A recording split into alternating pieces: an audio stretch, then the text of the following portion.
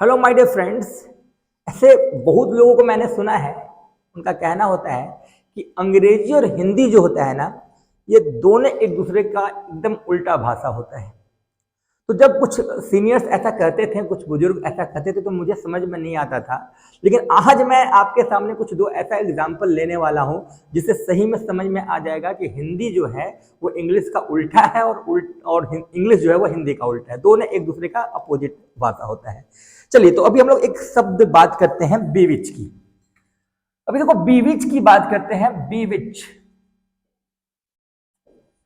अब हम लोग बीविच की बात करें तो बीविच को हिंदी में हम लोग बोलते हैं आकर्षित करना, है ना, या मोहित करना। एक वर्ब है बी विच, इसका मतलब होता है आकर्षित करना या मोहित करना। ये एक पॉजिटिव शब्द है, किसी को आकर्षित करना या किसी को मोहित करना। लेकिन इस अंग्रेजी के शब्द को अगर हम लोग तोड़ दें तो हो जाएगा बी विच। अब विच जो है वो चुड़ैल या डायन होता है। डायन या चुड़ैल एक नाउन है, उसके पहले हम लोग को ए लगाना पड़ेगा। तो निश्चित तौर पे बीविच को जैसे हमने तोड़ा तो मोहित करना का जगह यहां शब्द हो गया बी अ विच, यानी चुड़ैल बन जाओ या डायन बन जाओ। तो मजेदार बात क्या है कि जब बीविच जुटा हुआ था तो इसका हिंदी हुआ आकर्षित करना या मोहित करना। सोचने वाली बात है कि जब बीविच जुड़ा हुआ था तो इसका हिंदी होता है आकर्षित करना या मोहित करना। इस बीविच को हमने तोड़ दिया तो यह डायन बन गया या चुड़ैल बन गया। तो इंग्लिश के साथ क्या है, आप जब इसको तोड़ते हो तो इसका कुप्रभाव दिखता है ना, इसका नेगेटिव इफेक्ट दिखता है। तोड़ने पे इसका मीनिंग भयानक हो जाता है। उसी तरह अगर हम लोग बात करते हैं हिंदी का, तो सबको पता है वर का मतलब दूल्हा होता है, वधु मतलब दुल्हन होता है। तो वर मतलब दूल्हा और वधु मतलब दुल्हन।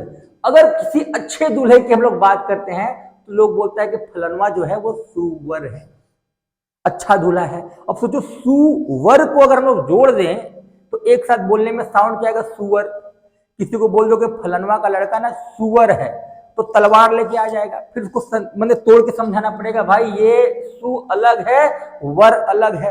तो देखो कितना मजेदार चीज है कि आपने अंग्रेजी के शब्द को जब तोड़ा तो इसका गलत मतलब निकला, और जब आपने हिंदी के शब्द को जोड़ा तो है तो वो सुवर, लेकिन किसी को सुनाई देगा सुवर तो निश्चित तौर पर तलवार लेकर लड़ने आ जाएगा। तो यही अंतर है हिंदी और अंग्रेजी में। अगर आप हिंदी को जोड़ते हो तो खतरनाक वर्ड निकलता है, और अंग्रेजी को तोड़ते हो तो खतरनाक वर्ड निकलता है।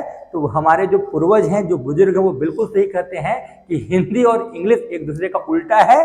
अगर अंग्रेजी को तोड़ोगे तो खतरनाक मीनिंग निकलेगा, और हिंदी को अगर जोड़ोगे तो खतरनाक मीनिंग निकलने वाला है। इसलिए कभी भी किसी को अगर सुवर बोलना हो तो उसको समझाना होगा सुवर हो आप, एक साथ मत बोलना है कि तुम सुवर है, नहीं तो तलवार लेके वो लड़ने के लिए निश्चित आ जाएगा।